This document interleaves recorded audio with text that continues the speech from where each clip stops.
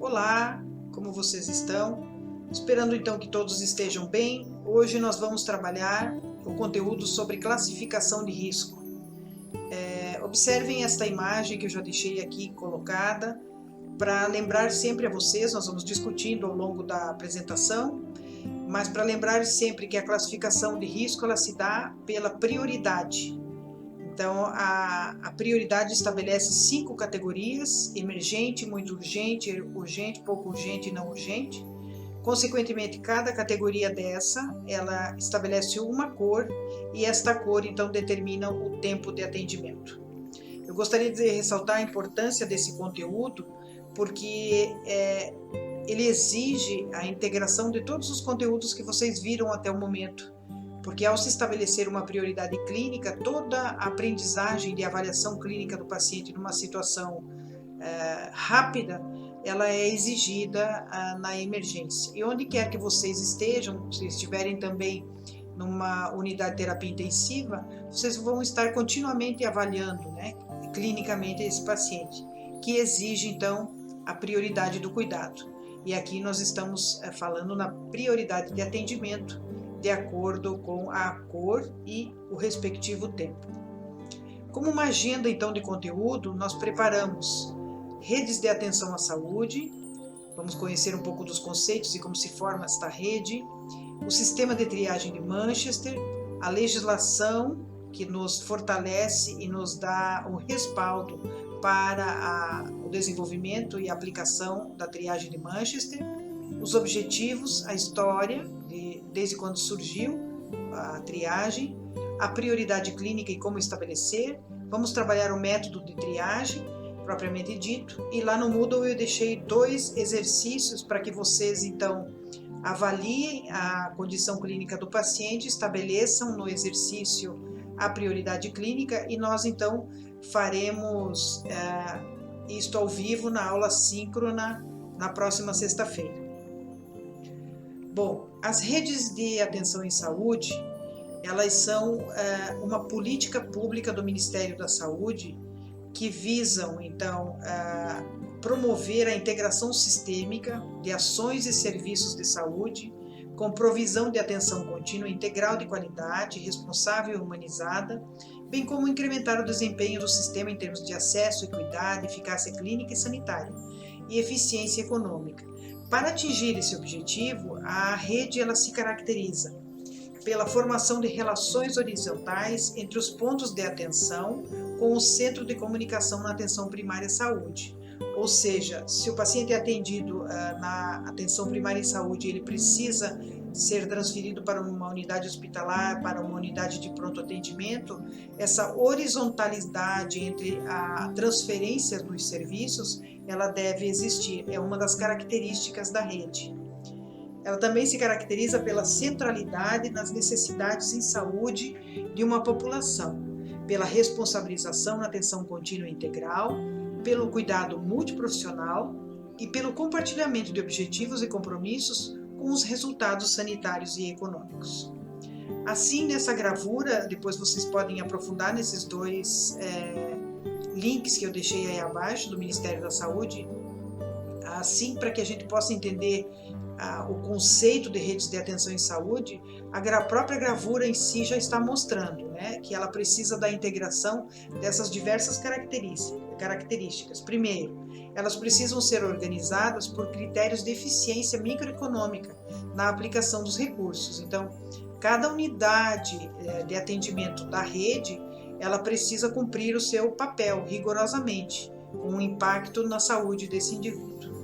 Elas precisam ser integradas a partir da complementariedade de diferentes densidades tecnológicas. Então, você precisa de um raio-x, aonde fazer esse raio-x, você precisa de uma tomografia, aonde fazer essa tomografia, você precisa ser recebido num centro especializado, aonde ser recebido. Então, essa integração é um dos itens que compõem o conceito de rede.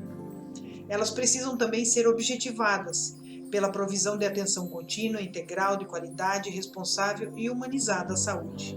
São construídas mediante um rigoroso planejamento de gestão e financiamento intergovernamentais e são cooperativos. Então, as redes elas precisam se ajudar mutuamente e são voltadas rigorosamente para as necessidades da população em cada espaço regional singular.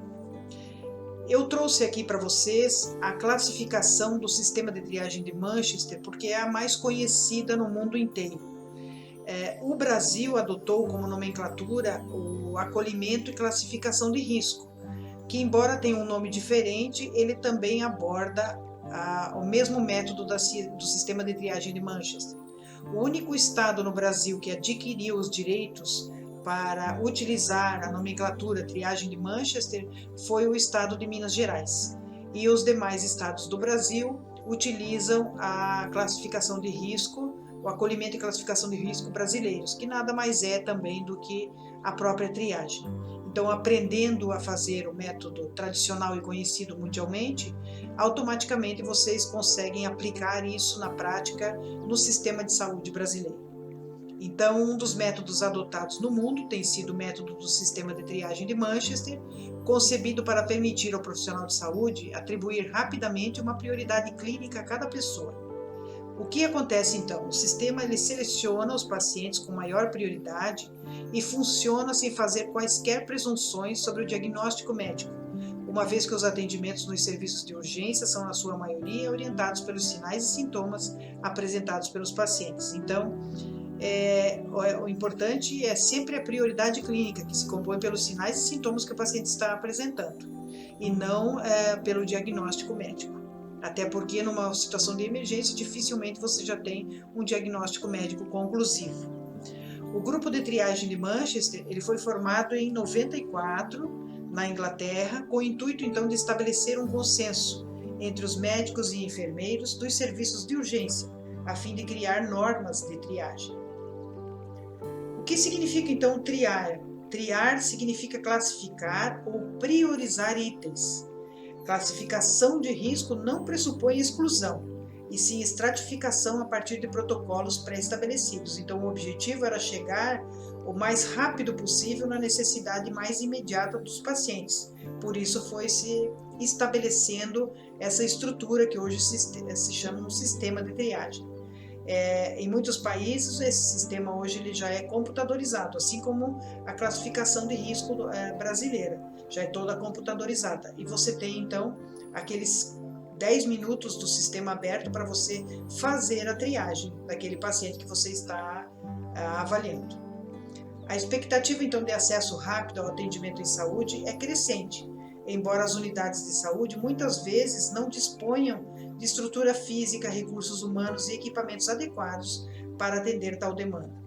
Quando foi estabelecido o acolhimento e classificação de risco no Brasil, de modo geral, todas as unidades de emergência foram orientadas a estruturar o ambiente de acordo com a prioridade, com a cor específica da prioridade clínica.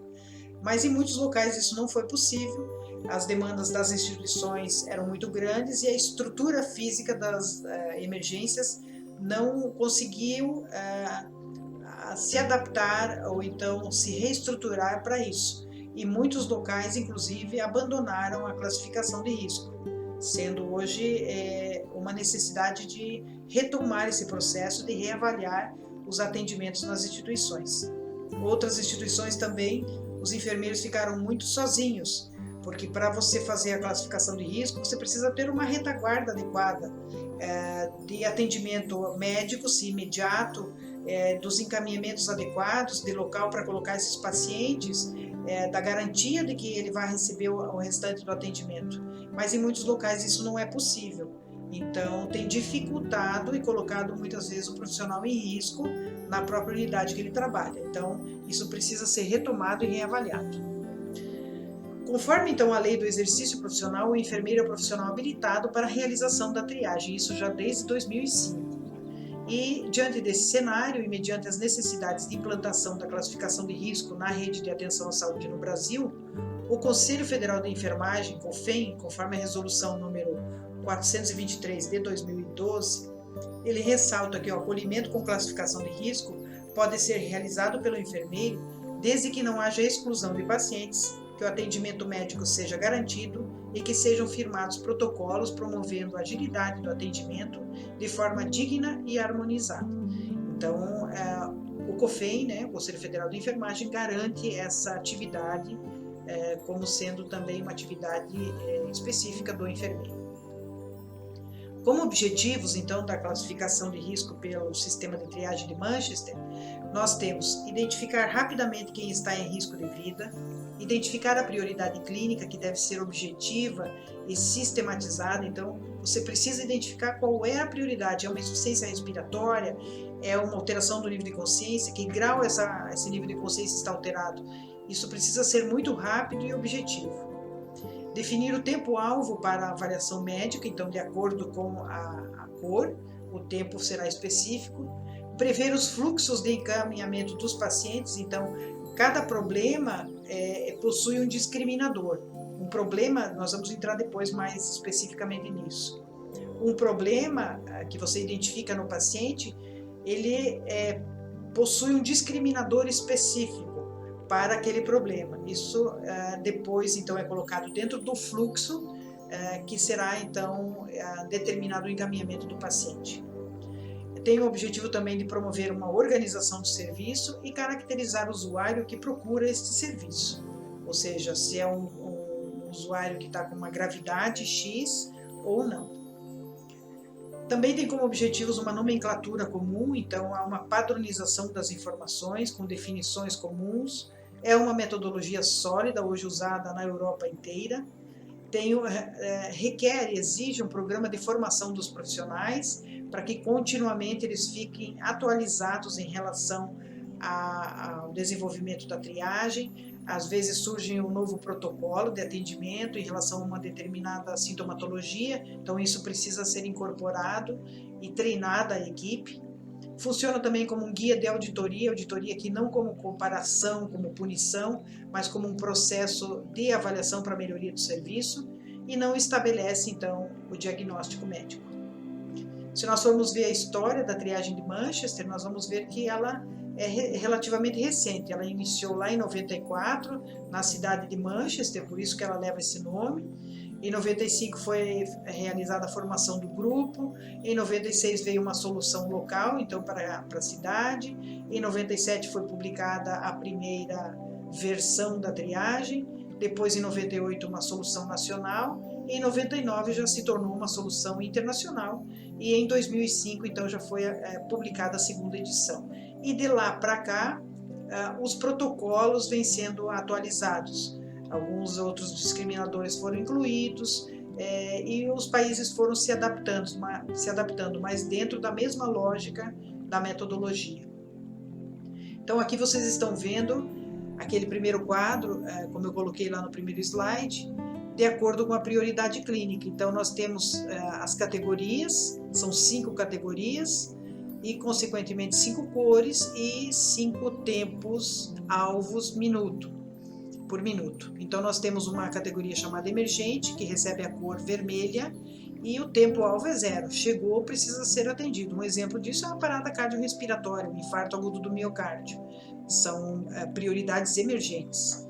Muito urgente significa, então, uma cor laranja, e o tempo-alvo, os profissionais têm até 10 minutos para atender este paciente. Então, às vezes, um quadro de dor intensa, uma hemorragia relativamente controlada, uma situação de tontura, algumas palavras inadequadas em algum momento, então recebe como muito urgente.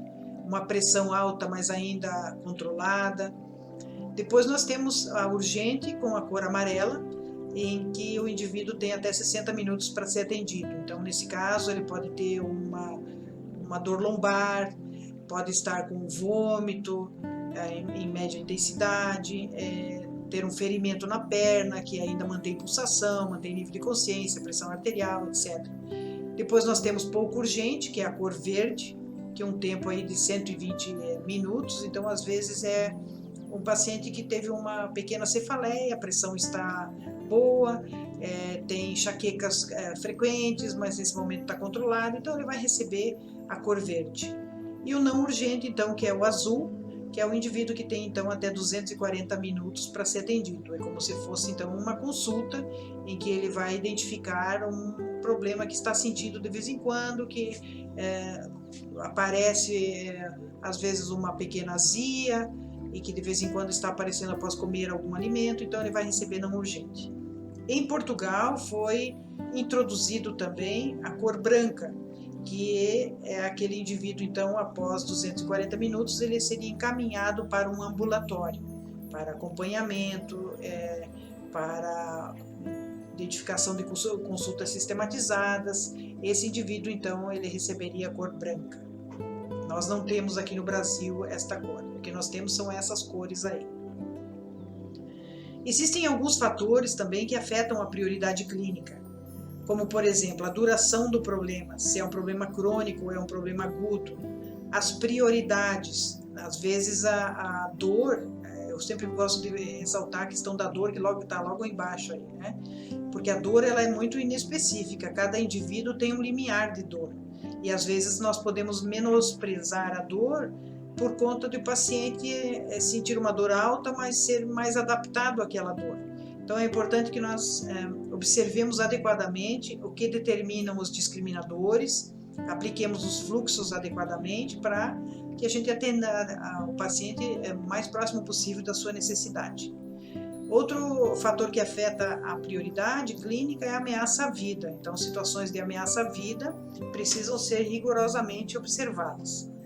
A história clínica do paciente, ameaça à sua função. Então, se é um paciente que tem uma ameaça à sua função em termos de trabalho, em termos de movimentação, isso tudo precisa ser levado em consideração e afeta a prioridade.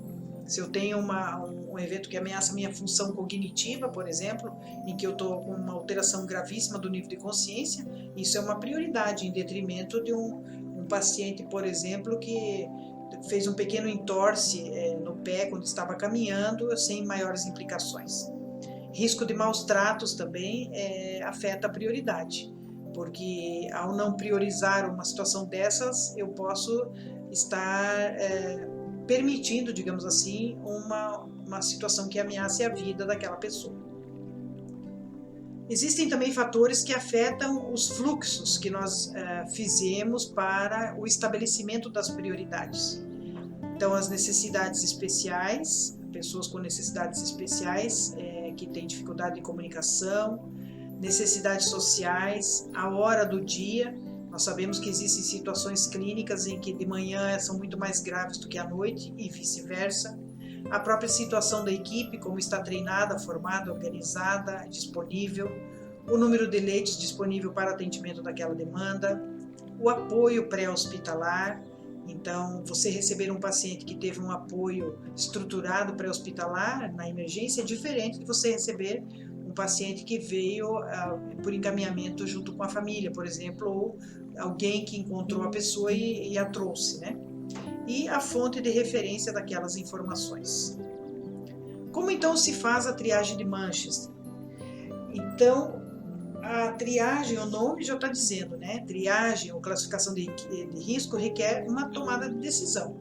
Ali você vai fazer a sua avaliação clínica e vai tomar uma decisão, ou seja, é parte integrante e importante da prática clínica e de enfermagem. A adequada avaliação clínica de um paciente requer tanto raciocínio como intuição, e ambos devem se basear em conhecimentos e aptidões profissionais. Como parte de seu processo de aptidão, é preciso que você aprenda a interpretar, discriminar e avaliar. Esse discriminar aí é o selecionar, chamado na tradução que foi feita para o português de Portugal, os discriminadores que dizem respeito a dispneia, queimadura, hemorragia, esses são chamados discriminadores. São aqueles que fazem parte, então, da avaliação da triagem de Manchester. Alguns passos, então, que nós precisamos incorporar e desenvolver para a tomada de decisão clínica. Primeiro de tudo, identificar o problema, ou seja, o que é o problema, qual é a prioridade daquele paciente. Coletar e analisar as informações associadas à associação do problema. Então, por isso que eu tenho que desenvolver esta clínica, porque se eu tenho um quadro de pressão alta, eu preciso ir recorrendo outras informações, obtendo outras informações para saber se esse paciente tem sempre pressão alta, se toma algum medicamento, verificar os outros sinais vitais para ver se há um comprometimento já maior, mais hemodinâmico em relação ao quadro do paciente. Depois a gente deve avaliar todas as alternativas e selecionar uma delas para implementação. Então, selecionei, o paciente está hipertenso. Aí eu vou implementar essa alternativa selecionada. Eu vou aplicar uma das cores. Se é um paciente que já está apresentando nível de consciência alterado, com dor na nuca, ele já pode receber um atendimento imediato, de emergente. Porque se eu não baixar a pressão desse paciente, ele poderá já estar me dando indícios de um acidente vascular cerebral. E monitorização da implementação e avaliação dos resultados. E aqui eu queria chamar a atenção. Quando a gente faz a triagem do paciente, não é porque a gente estabeleceu a cor, que tem aquele tempo, que nós vamos deixar o paciente lá. Desde o começo eu coloquei, lembram, de que nós precisamos ter uma retaguarda de controle do atendimento desses pacientes. Então eu preciso, se ele recebeu o laranja, eu tenho que ir lá com frequência, ou então outros enfermeiros, para que eu não saia do meu local de avaliação de riscos, eu tenho outros pacientes para atender, que outros enfermeiros deem continuidade e monitorem aquele paciente. Se ele recebeu a medicação adequada, como é que ele respondeu com essa medicação, se ele conseguiu fazer a consulta médica. Então é preciso ter uma dinâmica dentro da emergência, em que o enfermeiro da triagem trabalhe junto com o enfermeiro da emergência e com os demais membros da equipe, com o médico, para dar sequência ao atendimento do paciente. A metodologia, então, para a aplicação da triagem de Manchester. Primeiro se identifica a queixa principal, que nós vimos ali no slide anterior, que é o problema, a queixa de apresentação. Depois a gente segue o fluxograma de decisão respectivo, que nós vamos ver os fluxogramas para todos esses itens que nós temos abaixo dos problemas, nós temos fluxogramas. Então, o protocolo de Manchester, ele estabeleceu 52 problemas pertinentes para a triagem. E dentre eles, para o paciente adulto, a gente destaca alguns aqui para vocês: agressão, asma, catástrofe, doenças sexualmente transmissíveis, dor abdominal. Então, todos esses itens aí, eles têm um fluxograma específico, para que a gente possa chegar ao item e estabelecer, então, qual é a prioridade clínica aí do paciente. Cada item desses, dentro de Freitas, que é essa referência que nós usamos aí, que foi traduzido por Portugal, ele tem o conceito exato do que é. Depois eu trouxe uns exemplos aí para vocês poderem ver. Aí eu vou escolher o discriminador, que são várias questões em ordem, com a definição dos termos, e esses discriminadores, eles se caracterizam por gerais e específicos. Então, os gerais são risco de vida, dor, hemorragia, grau de consciência, temperatura, tempo de evolução e agravamento. Esses discriminadores, eles são aplicados a qualquer um daqueles itens de problema que nós vimos ali.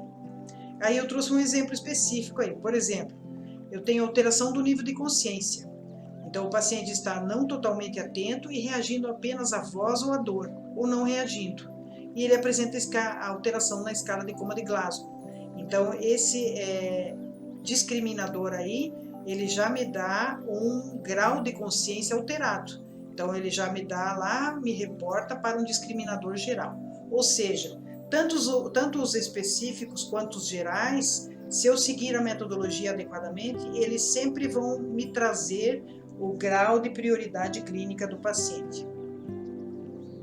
Então, mais ou menos como funciona. Eu tenho a identificação da prioridade clínica, tenho os discriminantes, que a cada resposta de um discriminante sim ou não, eu vou mudando as cores. Eu posso parar lá já no vermelho. Nós vamos ver no próximo exemplo aí, ó, um sistema de fluxo bem interessante que me reporta, então, para a prioridade clínica do paciente.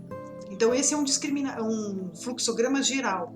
Ele me dá assim: há comprometimento da via aérea? Se sim, esse paciente já recebe vermelho. Há respiração ineficaz? Se sim, ele também recebe vermelho. O paciente está em choque? Se a resposta for sim, é vermelho. É uma criança que não responde? Se a resposta for sim, já vai para o vermelho, tempo zero. Se não, eu vou indo para novas perguntas. Se a dor é severa, se há uma grande hemorragia incontrolável, se há alteração do nível de consciência, se a criança está quente e assim sucessivamente. Uma pergunta dessa com uma resposta sim já me reporta a mudança na cor, tá? Eu não preciso ter todas as respostas do item sim, ok? É uma pergunta em que a resposta seja sim, ele já me dá a cor correspondente. E à medida, então, que as respostas vão sendo não, vai diminuindo a gravidade da situação do paciente. Então, esse é um fluxograma específico, geral, que me reporta a prioridade clínica do paciente. Uma situação também interessante que eu trouxe aqui para exemplificar para vocês é, por exemplo, estabelecer numa situação de catástrofe, porque às vezes a gente pode ter um grande acidente de ônibus, um grande acidente de terremoto ou a queda de um edifício que compromete a vida de várias pessoas. Então, uma das coisas importantes e que é um pouquinho diferente no caso de uma catástrofe é que a prioridade vão ser aqueles pacientes que têm menos comprometimento, porque esses pacientes a chance de sobrevivência é maior. Então, na explicação aí do quadro da triagem de Manchester para catástrofes, é aqueles pacientes, então, quanto antes você retirá-los da situação mais grave, melhor. Então, a primeira pergunta lá, ó, ela já está perguntando se a vítima anda. Se sim, já recebe verde, então essas pessoas já vão sendo removidas da situação mais difícil. Se não, nós vamos indo para a classificação das demais vítimas. Se respira após a abertura da via aérea e a resposta for sim, eu vou já identificar a frequência respiratória, se ela for maior que 29 já recebe vermelho, se for menor que 10 já recebe vermelho. Se eu respondi não para qualquer uma dessas duas frequências, então eu vou para outro item. Preenchimento capilar é maior que 2 segundos? O pulso é maior que 120 batimentos por minuto? Se qualquer uma dessas respostas for sim, ele continua em vermelho e precisam ser atendidos. Se for não, é amarelo, então vai receber, vai aguardar o tempo aí de 60 minutos.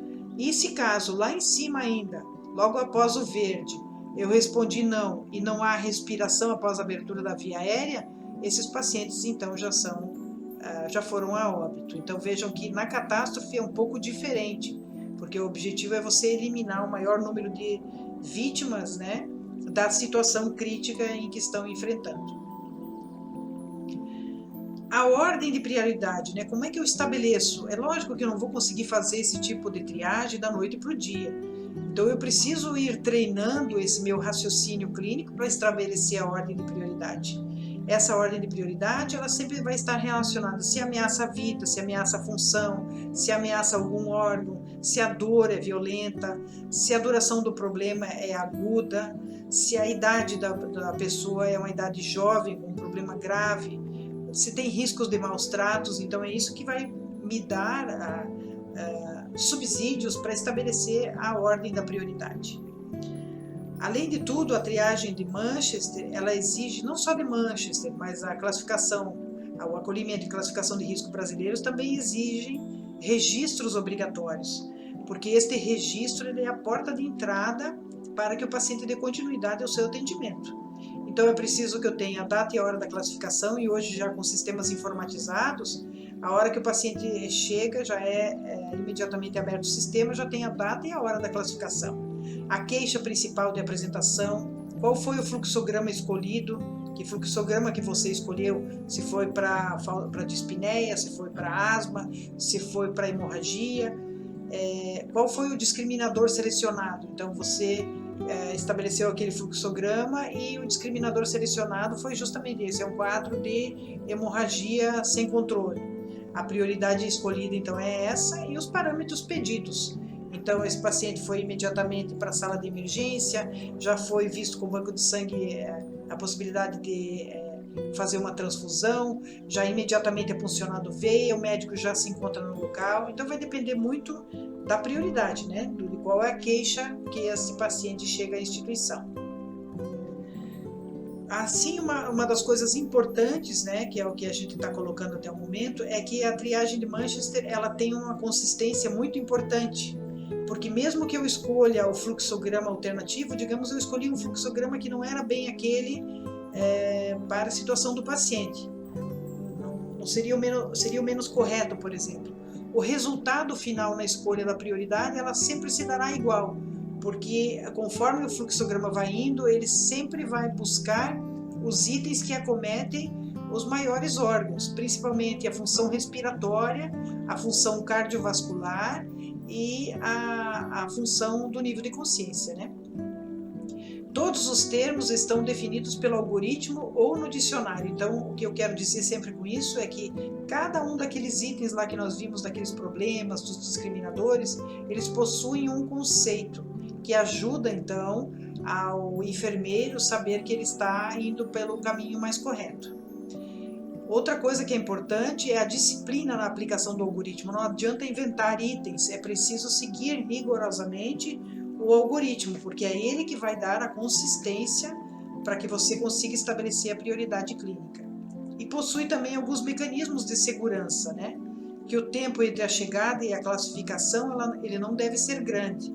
Por isso que eu disse, tem registros eletrônicos em instituições que a triagem de Manchester, ela fica ali para você fazer a triagem 10 minutos aberta por paciente. Então, se você não conseguir nesses 10 minutos estabelecer essa prioridade clínica, o sistema fecha e você tem que abrir novamente. E isso vai ficando registrado no processo de classificação, né? Demonstrando que o profissional ou precisa mais formação, ou que então não estava no local para fazer a triagem, ou que houve alguma desarticulação entre o processo de atendimento na emergência, enfim. O objetivo é garantir a segurança do paciente e a segurança também do profissional que faz a triagem. Deve-se também comunicar para a equipe se mais de 10 usuários estiverem aguardando, porque nesse caso aí, se mais de 10 usuários estiverem aguardando, alguma coisa está errada, porque precisa escoar, é aquilo que a gente falou desde o começo, né? Não adianta estabelecer a prioridade clínica e esses pacientes irem se acumulando, aguardando o atendimento. É justamente para que haja um escoamento rápido desses pacientes.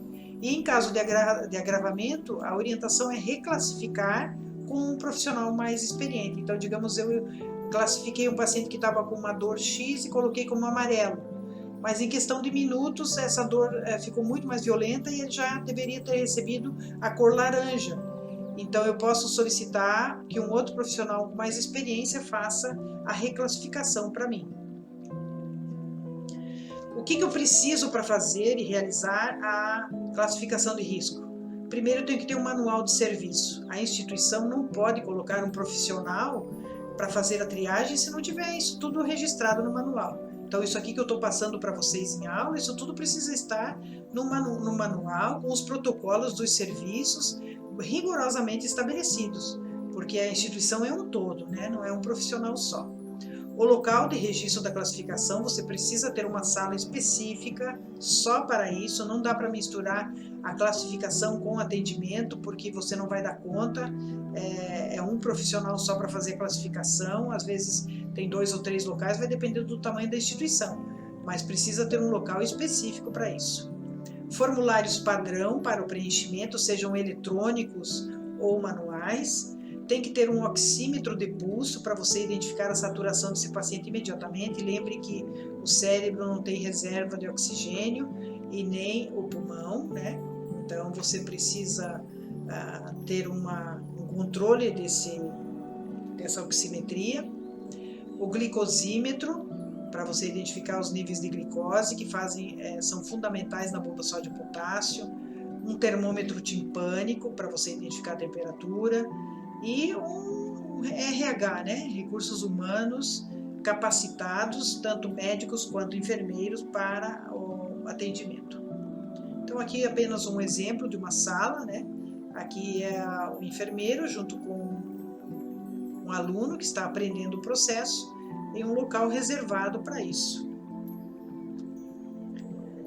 A validade, então, da triagem é que ela garante critérios uniformes ao longo do tempo e com diferentes equipes. Então, mesmo que mudem as equipes por turnos, se todos estão treinados no mesmo método, você garante a continuidade e a uniformidade do atendimento. Acaba com triagem sem fundamentação científica. Então, aquela triagem que era feita, entre aspas, antigamente, em que o porteiro, se o paciente estava sangrando no dedo, ele deixava entrar. E às vezes a pessoa estava com uma dor no peito mais controlada, que estava infartando, ficava lá fora esperando. Então, é justamente para acabar com isso, né? É preciso ter fundamentação científica para fazer a triagem. Só poderá ser feita por enfermeiro médico. Os únicos profissionais habilitados para a triagem são o enfermeiro e o médico. Então vejam a importância do enfermeiro nesse processo. A triagem também garante a segurança do paciente que será avaliado e do profissional de saúde. Então, com isso, você tem mais fundamento para fazer o atendimento. É rápido, já foi testado no Reino Unido, Portugal, Espanha, Alemanha, Holanda, e o Canadá iria adotar, mas continuou com a mesma classificação deles, e prevê auditoria, como a gente já falou anteriormente. A gestão clínica, então, da implantação da triagem de Manchester é porque ela identifica os problemas, ela define as prioridades clínicas, não existem diagnósticos, então você não tem que ficar esperando um diagnóstico médico. O protocolo não garante o bom funcionamento do serviço de urgência. É preciso investir no bom funcionamento da classificação de risco, promover reestruturação funcional e física e definir os fluxos dos pacientes. Então, você somente implantar o protocolo, isso não vai garantir o bom funcionamento do serviço. Você precisa ter a retaguarda, como a gente falou. Tem que ter o treinamento da equipe, tem que ter demais profissionais para garantir a continuidade, tem que ter uma estrutura física adequada, né? E definir adequadamente os fluxos do paciente, para onde vai o paciente com a cor laranja, a cor amarela, a cor verde, a cor azul, isso precisa estar garantido.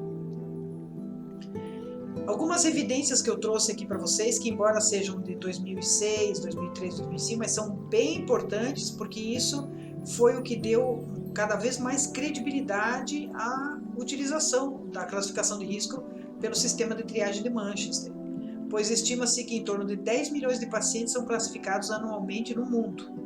A média de tempo em Portugal para a classificação de um paciente é de 1 minuto. Então veja a importância disso, né?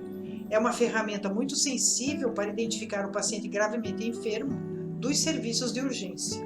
Isso é de acordo com o Jornal de Acidentes de Emergência, Jornal Médico de Acidentes e Emergências. Tem uma sensibilidade de 87% e especificidade de 72% na avaliação de dor precordial, o que é muito bom no periódico da enfermeira de emergência, o que é muito bom porque é uma das causas que mais mata no mundo todo são as doenças cardiovasculares. E a escala de dor útil em crianças também. Então, a criança é muito inespecífica a dor, né? Às vezes ela está com uma dor leve, mas para ela aquilo é bastante forte, então tem escalas de dor específicas que ajudam muito a identificar o nível de dor nas crianças. Essas aqui eu trouxe de acordo com a implantação das políticas públicas a partir da rede de urgência e emergência, as diversas portarias que organizam, né, a rede de atendimento de urgência no âmbito do SUS, o programa SOS Emergências no âmbito da rede de urgência e emergência, as diretrizes para a implantação do serviço móvel de urgência, como foi feita a implantação das unidades de pronto atendimento. Eu não vou me deter a todas aqui, mas eu deixo aí para vocês. Isso é facilmente encontrado em qualquer local na internet. Vamos então ao método específico de triagem, né? Vimos a parte teórica, vamos agora então como se nós estivéssemos fazendo o método de triagem. Primeiro de tudo, a identificação do problema. E, como nós vimos desde o início, a prática da triagem de Manchester está centrada na queixa principal, ou seja, o principal sinal e sintoma identificado pelo próprio paciente ou pelo profissional de saúde. E o protocolo de Manchester estabeleceu 52 problemas pertinentes para a triagem, conforme vocês estão vendo aí, que são os mesmos que eu já levantei lá no slide anterior. Depois eu vou para a coleta e análise das informações. Então eu vou observar e escolher um discriminador, que são os fatores que fazem a seleção dos pacientes, de modo a permitir a sua inclusão em uma das 5 prioridades clínicas. Esses discriminadores, eles podem ser gerais ou específicos. Aqueles gerais que nós vimos antes são risco de vida, dor, hemorragia, nível de consciência, temperatura e agravamento. E os discriminadores gerais, eles são uma característica recorrente dos fluxogramas, e por essa razão precisamos entender cada um deles detalhadamente, a fim de termos uma boa compreensão do método de triagem. Então aqui, voltando ao fluxograma em geral, vocês vejam que as perguntas são bem específicas. Há comprometimento da via aérea? Sim, já recebe vermelho. Não preciso fazer as demais questões. Se ele não tem comprometimento da via aérea, mas tem uma respiração ineficaz, recebeu sim, já é atendimento em vermelho. Se ele tem choque, ele já recebe o vermelho. E a criança que não responde também já recebe vermelho. Então, qualquer uma das perguntas, isso para todos os classificadores aí, conforme a cor, tendo uma pergunta respondendo sim, ele já vai para aquela cor. Tendo uma pergunta respondendo não, ele já vai para as demais. Aqui, então, eu trouxe um resumo, e eu deixei isso porque foi um curso que nós fizemos de urgência e emergência nas linhas de cuidado, e pelo UNASUS, e nesse endereço embaixo aí vocês encontram, então, todo o material aqui que eu estou colocando nessa aula. Logicamente que eu trouxe aqui um resumo, porque é bastante extenso, mas vocês podem acessar esse ambiente, ele é público, e lá vocês têm todos os discriminadores que nós falamos aí. Eu trouxe aqui alguns, por exemplo, a acuidade visual reduzida, ele diz o que significa, a alta mortalidade, ele diz o que é, a alteração do nível de consciência é dito o que é, a alteração do nível de consciência não totalmente é atribuível ao álcool, por exemplo, a alteração do estado de consciência totalmente atribuível ao álcool, angústia devido à dor, angústia marcada, apneia, apresentação fetal e assim sucessivamente, para mostrar que cada um desses discriminadores ele tem uma conceituação e, portanto, para eu chegar ao discriminador, eu preciso aplicar o fluxo conforme o slide anterior que nós colocamos aí para vocês. Aqui, então, eu trouxe a referência principal que nós usamos para que vocês possam ter acesso. Agradeço pela atenção e na próxima aula, então, o síncrona,